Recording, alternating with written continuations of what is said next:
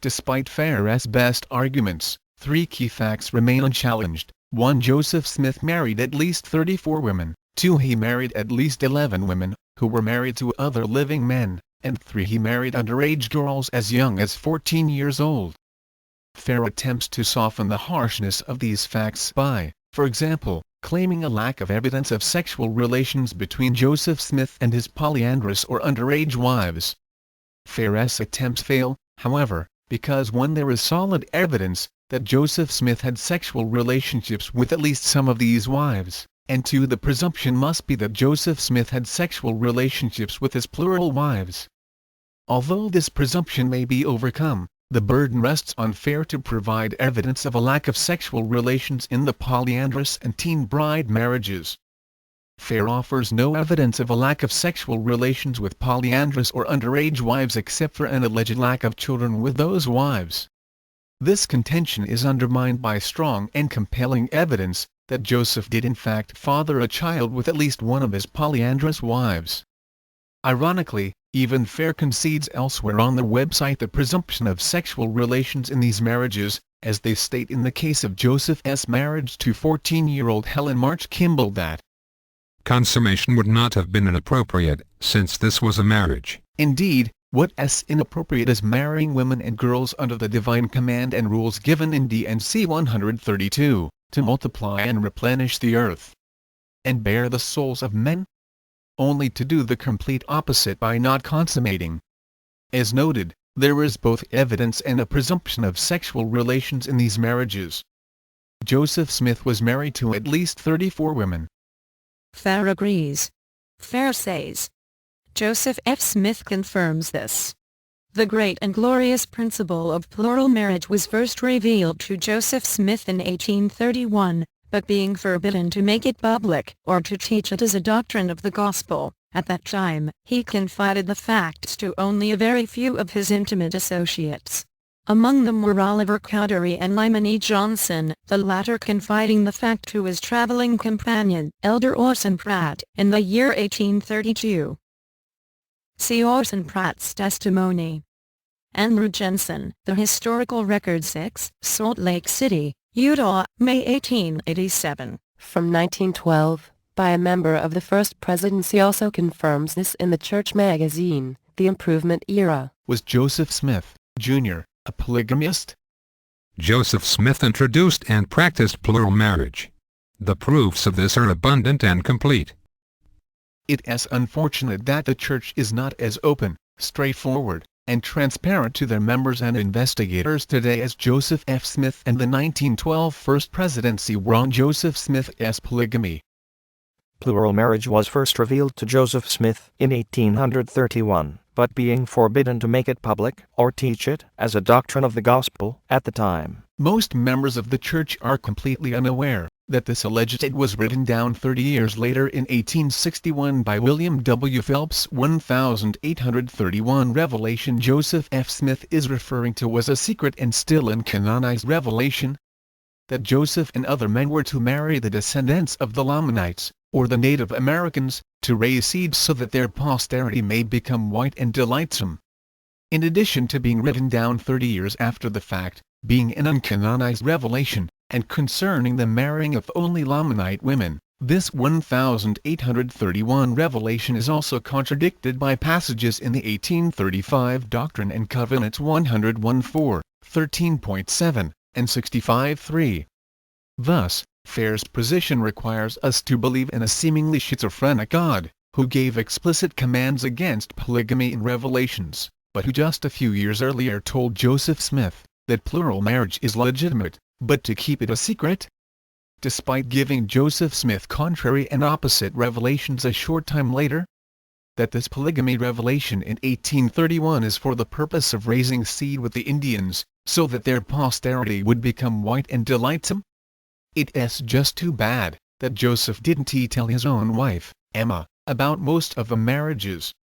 Fair's position requires us to believe in a seemingly deceptive God, who not only tells Joseph to keep secrets, but to lie to his own wife Emma, the saints, and the public over a course of 10+ years as well.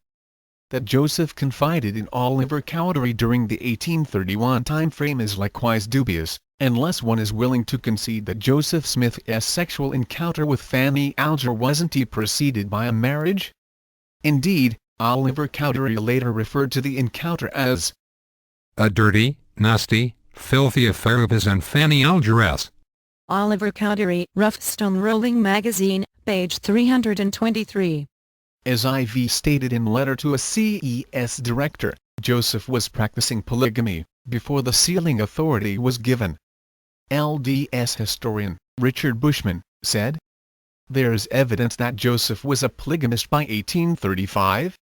Rough Stone Rolling, p. 323. Plural marriages are rooted in the notion of sealing for both time and eternity. The sealing power was not restored until April 3, 1836, when Elijah appeared to Joseph in the Kirtland Temple, and conferred the sealing keys upon him. So, Joseph's marriage to Fanny Alger in 1833 was illegal under both the laws of the land and under any theory of divine authority. It was adultery." Fair states the following regarding Joseph's relationship with Fanny Alger. There is some historical evidence that Joseph Smith knew as early as 1831 that plural marriage would be restored, so it is perfectly legitimate to argue that Joseph's relationship with Fanny Alger was such a case. Those closest to them saw the marriage as exactly that, a marriage. Latter-day Prophet, seer and revelator Lorenzo Snow strongly disagrees with Fair.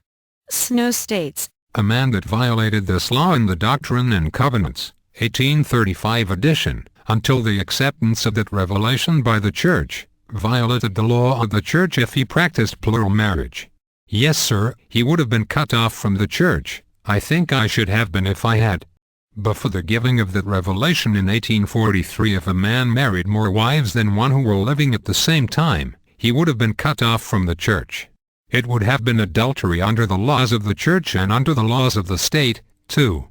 According to Lorenzo Snow, Joseph had zero business marrying his plural wives before 1843, and he should have been cut off from the Church, as it was adultery under the laws of the Church and under the laws of the state. Joseph's marriage to Fanny Alger in 1833 was illegal under both the laws of the land and under any theory of divine authority. It was adultery. The author correctly notes that of those 34 women, 11 of them were married women of other living men. Fair agrees. Fair says, "Among Joseph's plural marriages and door sealings, between 8 to 11 of them were to women who were already married. Of the 8 well-documented cases, 5 of the husbands were Latter-day Saints, and the other 3 were either not active in or not associated with the Church. In all cases, these women continued to live with their husbands, most of them doing so until their husbands died. These eternal marriages appear to have had little effect upon the lives of the women involved, with the exception that they would be sealed to Joseph in the afterlife rather than to their earthly husbands." Jeremy's response to Fair. Fair was doing great with their answer until these eternal marriages appear to have little effect upon the lives of the women involved, with the exception that they would be sealed to Joseph in the afterlife rather than to their earthly husbands. The above statement is false. Notice Fair's passive wording, "These eternal marriages appear to have little." Fair knows that there is evidence which contradicts this statement, and which shows that these marriages had great impact upon the lives of the women involved. And not just the women but their husbands as well, especially with Henry Bailey Jacobs, whose wife Zina was married to both Joseph Smith and Brigham Young, having a child with the latter. This is also true with Windsor Lyon, whose wife Sylvia Sessions Lyon Joseph Smith slept with and impregnated while Windsor and Sylvia were still legally and lawfully husband and wife. Here's what former wife of Brigham Young, and Eliza Young, had to say about the polyandry. "The greatest trial I ever endured in my life was living with my husband and deceiving him, by receiving Joseph's attentions, whenever he chose to come to me." Some of these women have since said they did not know who was the father of their children. This is not to be wondered at, for after Joseph's declaration annulling all Gentile marriages, the greatest promiscuity was practiced, and, indeed, all sense of morality seemed to have been lost by a portion at least of the Church. Presendia Huntington is quoted as saying, "Afterwards in Utah, I did not know whether my husband Mr. Bohr or the prophet was the father of my son. Henry Bailey Jacobs came back from his mission in England, when he received a letter from his wife Zina, that she married Brigham Young and that she had his child. Brigham's marriage of Zina and her having Brigham's child alone disproves the absurd and unsupported apologetic argument, that the polyandrous marriages were strictly eternal marriages, that were not consummated. Either Brigham Young, as a prophet, was practicing polyandry, as Joseph taught and practiced, or he was not. If not, he is guilty of the heinous sin of adultery by marrying multiple other men as wives, and having a child with another man as wife. I'll leave it to the reader to decide whether or not polyandry had little effect on those involved. Oh, how happy I should be, if I only could see you and the little children, bone of my bone, flesh of my flesh. I am unhappy, Henry lamented, there is no peace for poor me, my pleasure is you, my comfort has vanished. Oh Zina, will I ever get you again? Answer the question please. In Inundated Valentine, Henry added, Zina, my mind never will change from worlds without ends, no never, the same affection is there and never can be moved. I do not murmur, nor complain of the handlings of God, no verily, no, but I feel alone and no one to speak to call my own.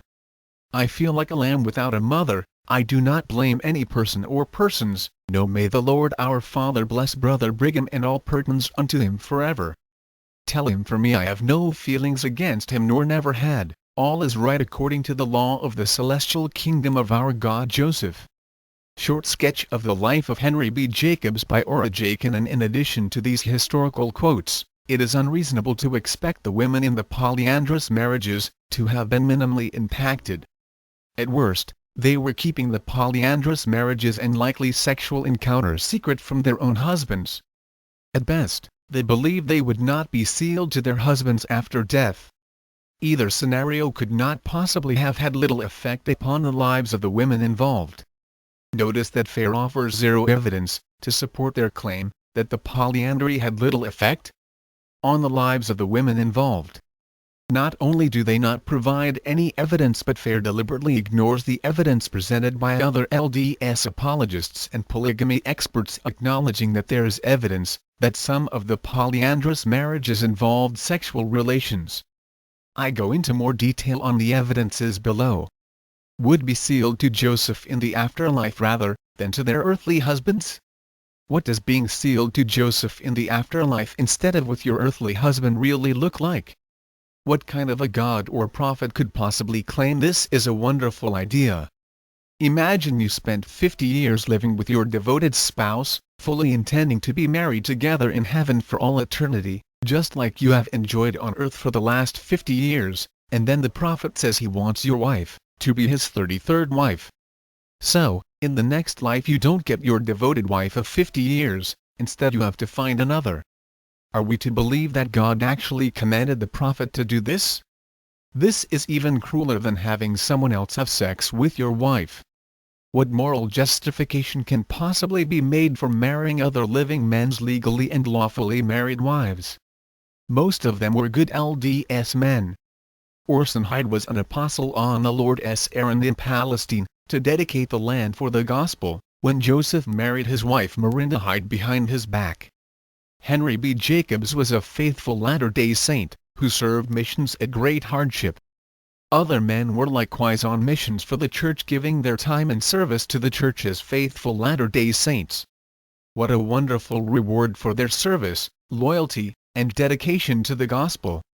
How would a married faithful LDS man, even if he wasn't sealed to his wife, feel today, if he were to accept a mission call, only to return to find that Thomas S. Monson had secretly married and was sealed to his wife? What about the children of polyandrous marriages? Polyandry runs counter to the entire notion of eternal families.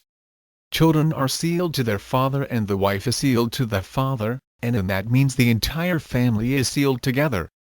If in these cases the women were sealed to Joseph, then who were the children sealed to? If they were sealed to the woman's first husband, then the woman would not be sealed to them. If they were sealed to Joseph, then the poor first husband would not only be deprived of his wife, but also of his children in the eternities. This strikes me as entirely contrary and incompatible to the plan of happiness. If you believe in the concept of eternal marriage, then Joseph Smith, Brigham Young, and other early prophets, seers, and revelators literally stole other men's wives and children, regardless of whether they had sex with those women or not. What right did Joseph and these prophets have to do this? I'd ask what kind of a God would condone Joseph's and Brigham's despicable behavior of taking, sleeping with, and having children with other men's wives, but the fact is that even the Mormon God didn't accept this. In fact, the Mormon God very explicitly and clearly defines and condemns polyandry in D&C 132:61 as adultery. Fair says, the available evidence also does not support the claim that Joseph had intimate relations with these married women. Fawn Brodie, who repeatedly stated her belief that Joseph had intimate relations with many of his plural wives, identified several individuals that she thought might be children of Joseph Smith, Jr. Yet, even Brodie noted that it is astonishing that evidence of other children than these has never come to light. Brodie postulated, in spite of a complete lack of evidence, that Joseph must have been able to successfully practice some sort of primitive birth control, or that abortions must have been routinely employed. To date, DNA analysis has ruled out Joseph Smith as the father of any of the children of the women to whom he was sealed who were married to other men. Fair's above response can be found on Fair's website here. Jeremiah's response to Fair: the available evidence also does not support the claim that Joseph had intimate relations with these married women. This is a false statement and claim. It contradicts not only the conclusions of believing active Mormon scholars and experts on polygamy, but it also contradicts Fair. There is evidence that Joseph had sexual relations with other men's wives. Before we go into this, it is important for the reader to understand why many Mormon apologists, including Fair, are so rabidly concerned about keeping Joseph's polyandrous marriages non-sexual, dynastic, and eternal marriage only. While freely admitting and acknowledging Joseph's sexual relations with his other polygamous marriages non-polyandry, they know that the only purpose for polygamy, as per Revelation, is to raise seed, multiply and replenish the earth, and to bear the souls of men. They also know that D&C 132:61 very explicitly condemn polyandry as adultery, if any man espouse a virgin, and desire to spouse another, and the first give her consent, and if he espouse the second, and they are virgins, and have vowed to no other man, then is he justified, he cannot commit adultery, for they are given unto him, for he cannot commit adultery with it that belongeth unto him and to no one else. In a furious attempt to shield Joseph from the rightful label of adulterer, they invent bizarre, unsubstantiated, and illogical non-sexual eternal marriages. To try to explain away the troubling polyandrous marriages, despite having zero legal, theological, doctrinal, or scriptural evidence to support their theory. It is a matter of historical record that Joseph Smith had sex with his plural wives. There is extensive evidence that Joseph Smith, Brigham Young, and other polygamists had sex with their wives, even the wives concurrently married to faithful Mormon husbands. During the Temple Lot case, the monogamist RLDS Church did not believe that Joseph Smith was a practicing polygamist, or that he was truly married to women other than Emma. In response, the Utah Church Brighamite sent out 13 affidavits from faithful Latter-day Saint women, who were married to Joseph Smith. These 13 women swore court affidavits that they indeed had sexual relations with Joseph Smith. Fair wants you to believe that while Joseph had sex with at least 13 of his plural wives, he absolutely did not have sex with any of his 11 polyandrous wives. Their evidence? The lack of it. In other words, the absence of evidence is evidence appeal to ignorance fallacy. It is only reasonable to presume, therefore, that based upon Joseph Smith's sexual relationships with his non-polyandrous wives, and based upon the purpose of plural marriage, that Joseph Smith also had sexual relations with his polyandrous wives. The burden of proof lies with the Mormon apologists. They cannot escape their burden by claiming a lack of evidence. they must provide affirmative evidence disproving sexual relations. The fact that Joseph might not have had children with most of his polyandrous wives is not adequate evidence, in light of the fact that he likewise had no children with most of his non-polyandrous wives, who freely admitted and testified to having sexual relations with Joseph Smith. Never mind the precedents and evidence of sex with his plural wives. Never mind Jacob 2:20 stating polygamy is to raise seed. Never mind D&C 132 stating the only purpose of polygamy is to multiply and replenish the earth and bear the souls of men. Never mind a latter-day prophet, seer, and revelator Brigham Young teaching that polygamy was restored so that tabernacles might be brought forth. Never mind that Pharaoh's own apologists admit and acknowledge that one of Joseph's polyandrous wives, Sylvia Sessions Lyon, had Joseph Smith's child, Josephine Lyon Fisher. To these scholars, the issue here is not whether or not Josephine is Joseph Smith's biological child. The issue here is whether Sylvia was separated from her husband Windsor Lyon when she conceived Joseph Smith's daughter. Josephine Windsor and Sylvia were legally married the entire time. Of the principal scholars who have carefully examined this question, only one, Brian C. Hales, has concluded that Joseph Smith's polyandrous marriages were non-sexual, whereas 9 have concluded that they indeed were sexual.